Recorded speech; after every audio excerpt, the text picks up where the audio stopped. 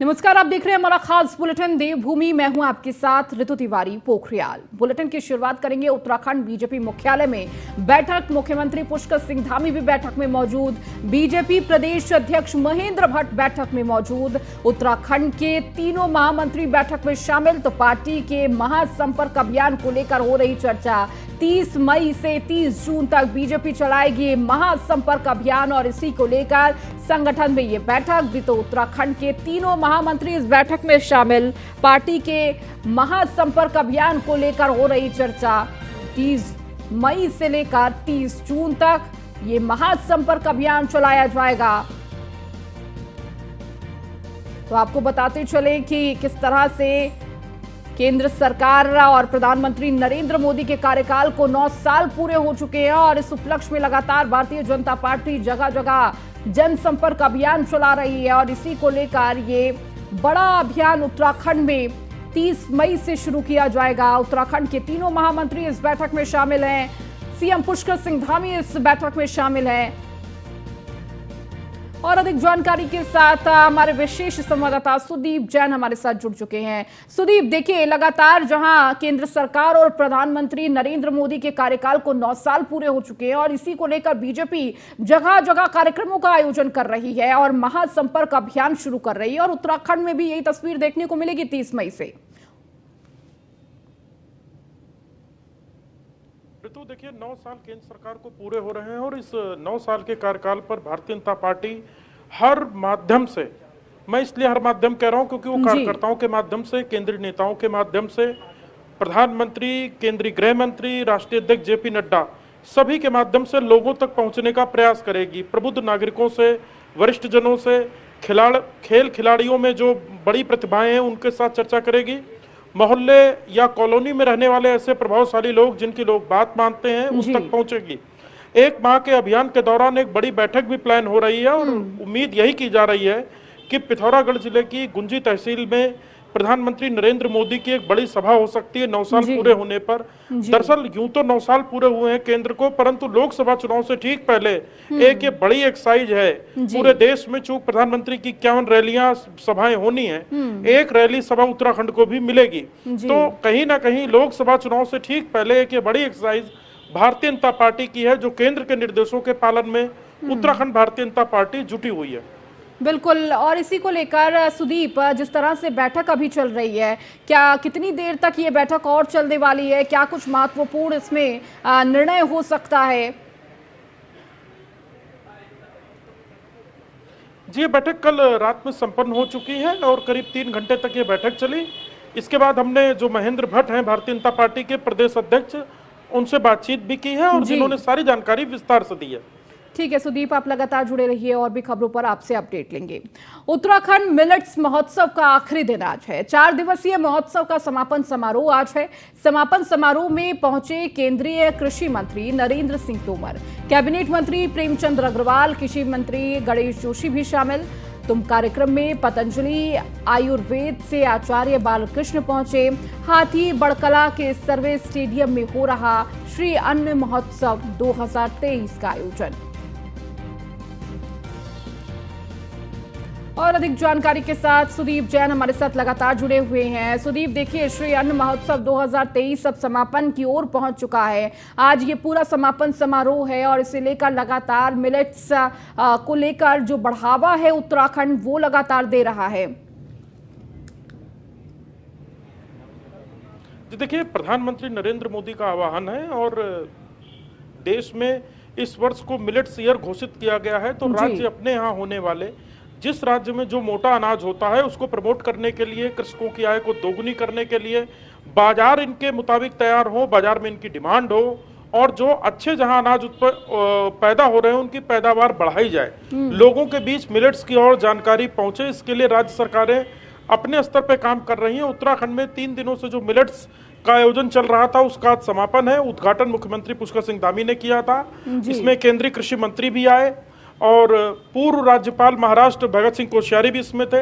अलग अलग स्थानों से कृषक, काश्तकार और मिलेट से जुड़े जानकार भी इस आयोजन में आए ताकि मिलेट्स को और बढ़ावा दिया जाए। उत्तराखंड में मंडुआ, झंगोरा एक बड़ा मिलेट्स के रूप में है जो सामान्य खान पान में तो है, परंतु इसको राष्ट्रीय और अंतर्राष्ट्रीय पहचान भी मिल रही है। और चूंकि भारत सरकार का ये निर्देश है राज्यों को कि कृषकों की आय दोगुनी हो, इसके लिए प्रयास किए जाएं। इसी दिशा में मिलेट्स को और प्रमोट किया जा रहा है, क्योंकि पहाड़ में होता ही है और इसकी खेती कृषि के तौर तरीके भी लोग जानते हैं, लिहाजा इसे और अधिक प्रमोट करने पर फोकस है। ठीक है सुदीप, बहुत शुक्रिया इन तमाम जानकारियों को देने के लिए। केंद्र सरकार के 9 साल पूरे होने पर उत्तराखंड में भारतीय जनता पार्टी 25 तारीख से विशेष महाजनसंपर्क अभियान की शुरुआत करने वाली है। इसके साथ ही भारतीय जनता पार्टी प्रबुद्ध जनों, व्यापारियों और विशेष प्रभाव रखने वाले परिवारों से भी संपर्क करेगी। 30 जून तक 5 लोकसभा के हिसाब से 5 बड़ी रैलियां आयोजन होगी। तो उत्तराखंड बीजेपी और सीएम पुष्कर सिंह धामी ने पीएम नरेंद्र मोदी से पिथौरागढ़ जिले के गुंजी में आने और जनसभा करने का अनुरोध भी किया है। इसी मसले को लेकर प्रदेश अध्यक्ष महेंद्र भट्ट ने न्यूज 1 इंडिया के ब्यूरो चीफ सुदीप जैन से खास बातचीत की है, आपको सुनाते हैं। सत्तारूढ़ भारतीय जनता पार्टी लोकसभा चुनाव के पूरी तरह मूड में आ चुकी है। कल टोली की एक महत्वपूर्ण बैठक हुई और हमारे साथ प्रदेश अध्यक्ष महेंद्र भट्ट जी हैं, आपसे बातचीत करते हैं। प्रधानमंत्री से लेकर राष्ट्रीय अध्यक्ष व केंद्रीय गृह मंत्री भी उत्तराखंड आ रहे हैं और कुमाऊं में इस बार प्रधानमंत्री नरेंद्र मोदी आ सकते हैं। अध्यक्ष जी, लोकसभा चुनाव को देखते हुए आप लोग पूरी तरह अब एक्शन मोड में हैं, क्या प्लान तैयार हुआ है, किन किन बड़े नेताओं की सभा होने जा रही है? देखिए, जून के महीने में हमारी सरकार के 9 वर्ष पूरे होने पर भारत सरकार के पार्टी ने महासंपर्क अभियान का कार्यक्रम लिया है। उसी के तहत तैयारी के संदर्भ में कल बैठक थी और 19 तारीख को पदाधिकारी बैठक प्रदेश की होगी और 20 तारीख को हम प्रदेश की कार्य समिति के बाद और हम 23 तारीख तक अपनी सभी मंडल तक की कार्य समिति हम पूरे कर देंगे।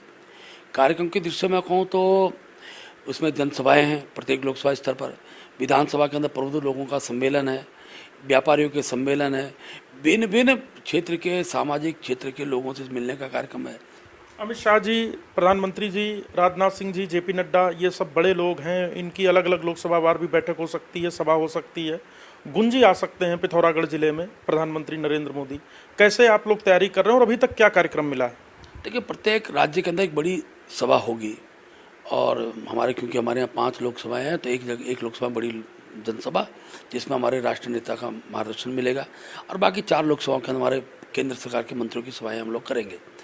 इसमें हमने आग्रह किया है माननीय प्रधानमंत्री से, उनसे माननीय मुख्यमंत्री जी की मुलाकात भेंट भी हुई थी और माननीय मुख्यमंत्री जी ने आग्रह किया था कि गुंजी में उनका आना होगा। जी, हालिया दिनों में जो कर्नाटक चुनाव संपन्न हुआ उसका जो परिणाम है भारतीय जनता पार्टी के पक्ष में नहीं है, कई बड़े नेता भी इसमें लगे, इसे आप उत्तराखंड के परिप्रेक्ष्य में कैसे देखते हैं? दूसरा, दायित्वधारियों का इंतजार कब खत्म होगा और अब मंत्रिमंडल में 4 स्थान रिक्त हो गए हैं, कहीं ना कहीं सरकार का कामकाज भी इससे प्रभावित हो रहा है। देखिए, जहाँ तक कर्नाटक चुनाव का विषय है, ठीक है कि हमसे कहीं चूक रही होगी, लेकिन हमारा मत परिषद यथावत बना रहा। इसी प्रकार से जहाँ तक आपने दायित्वधारियों का विषय किया तो स्वाभाविक रूप से क्योंकि अपना कर्नाटक चुनाव समाप्त हो गया है, माननीय मुख्यमंत्री बहुत जल्दी राष्ट्राध्यक्ष से भेंट करेंगे और बहुत जल्दी हम दायित्वधारी करेंगे, क्योंकि हम चाहते हैं कि दायित्वधारी की सूची भी जल्दी फाइनल हो जाए, जो महासंपर्क अभियान में दायित्वधारियों का भी सहयोग हम लोग ले सकें। लोकसभा चुनाव से ठीक पहले ऐसा भी माना जा रहा है कि कैंडिडेट्स को चेंज करने को लेकर भी पार्टी में अंदर खाने तैयारी चल रही है, इसे कैसे देखते हैं, क्या चेहरे बदल सकते हैं? केंद्रीय नेतृत्व राज्य के अंदर आ रहा है, ये जो महासंपर्क अभियान है ये बहुत कुछ फीडबैक लेकर जाएगा और क्योंकि किसको लड़ाना है ये पार्टी का केंद्रीय नेतृत्व तय करता है और उसी दृष्टि से ये जो महासंपर्क अभियान है बहुत प्रभावशाली रहने वाला है। तो आप थे प्रदेश अध्यक्ष महेंद्र भट्ट, जिन्होंने 2 महत्वपूर्ण बातें की हैं। पहला, प्रधानमंत्री नरेंद्र मोदी पिथौरागढ़ के गुंजी आ सकते हैं क्योंकि वाइब्रेंट विलेज भारत सरकार का एक ड्रीम प्रोजेक्ट है और उसके तहत उत्तराखंड में जो ये विलेजेस हैं इनकी संख्या बढ़ रही है। कैमरा सहयोगी अंजीत के साथ Sudeep Jain, news 1 India, Dehradun.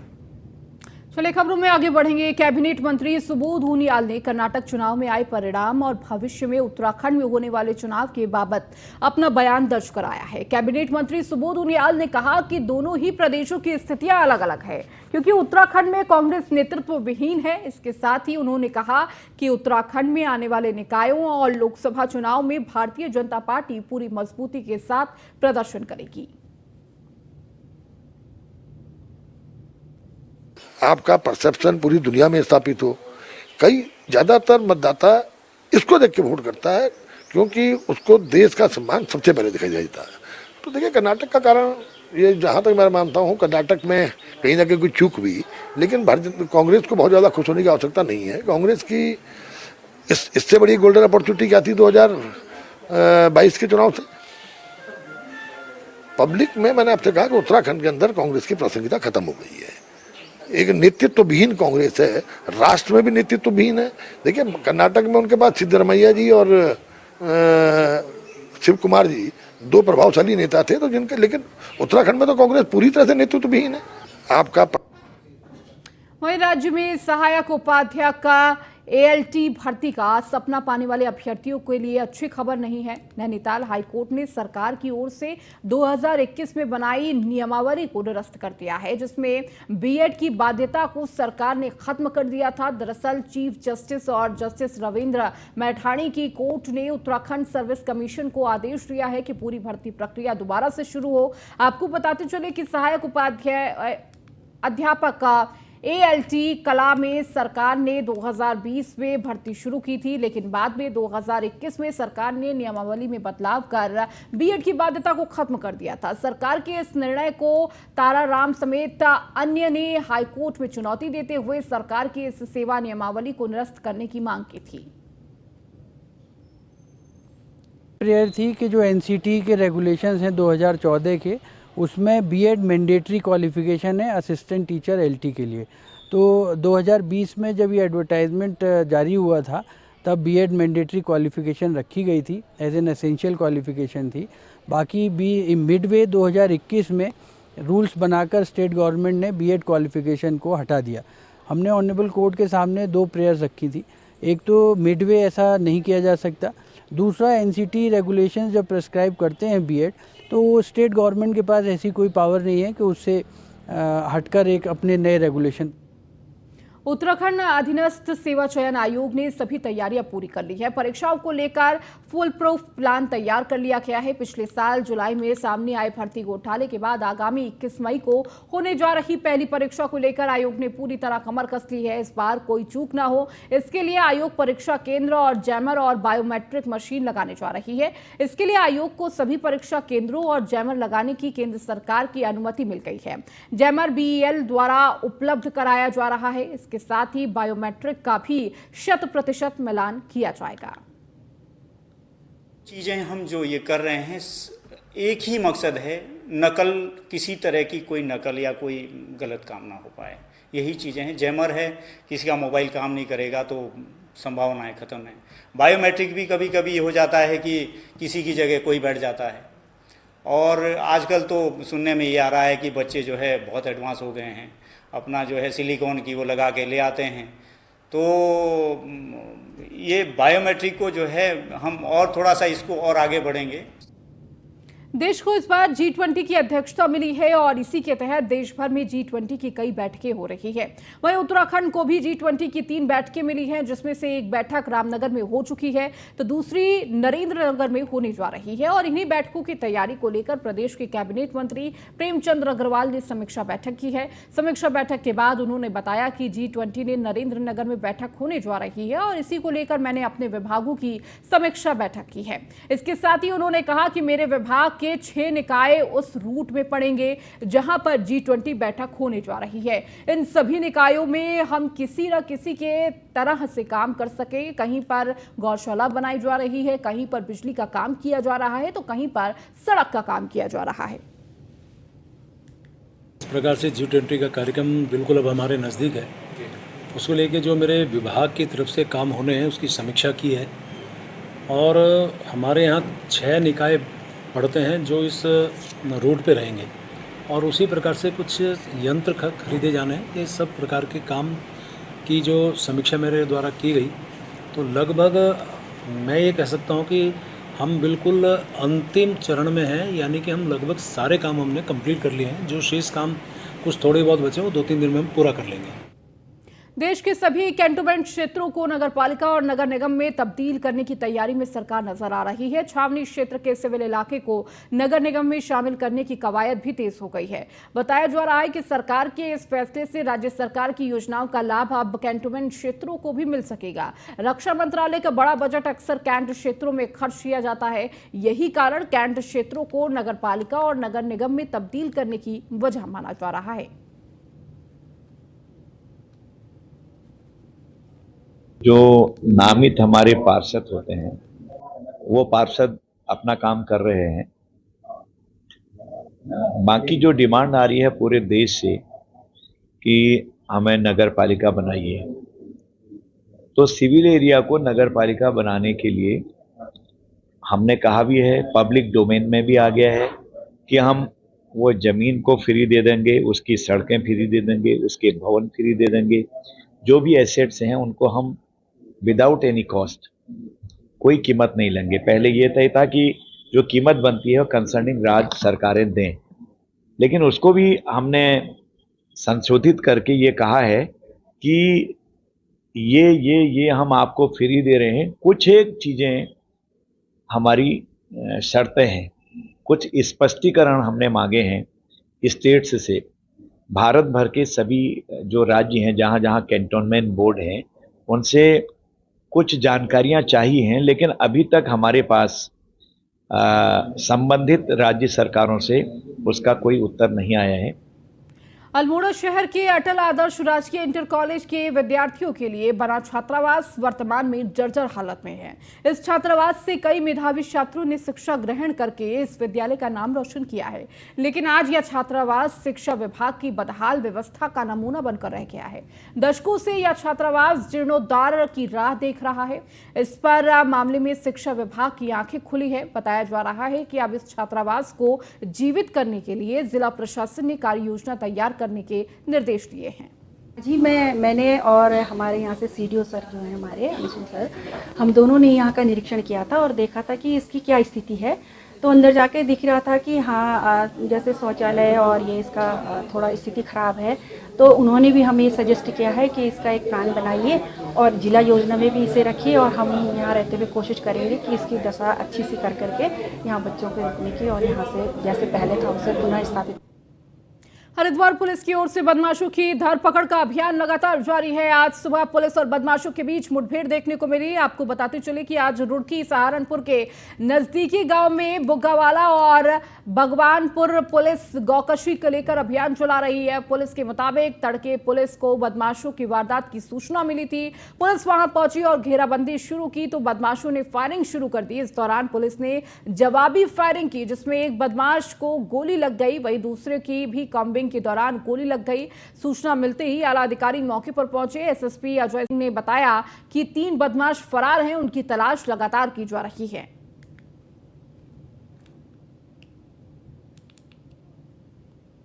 Roorkee one क्षेत्र के अंदर इन दिनों अवैध कटान लगातार जारी है, जिसका एक वीडियो सोशल मीडिया पर जमकर वायरल हो रहा है। इसमें बगीचा का मालिक वन विभाग के दारोगा और कर्मचारियों को धमकाता नजर आ रहा है।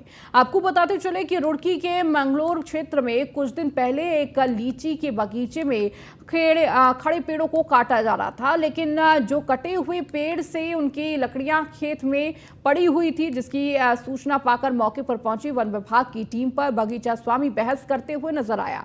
वीडियो में बगीचे के मालिक ने उन वन क्षेत्र अधिकारियों पर पैसे लेने का आरोप लगाते नजर आए।